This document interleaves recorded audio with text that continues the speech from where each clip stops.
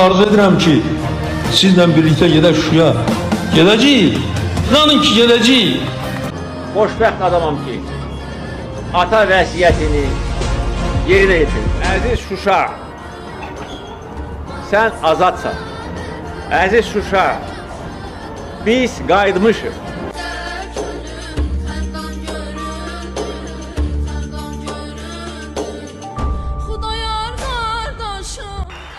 İlk dəfədir ki, işğaldan azad edilmiş ərazilərdə futbol maçı keçirilir.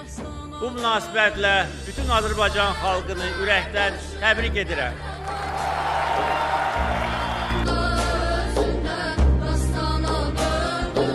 Şuşa bizimdir, Qarabağ Azərbaycandır.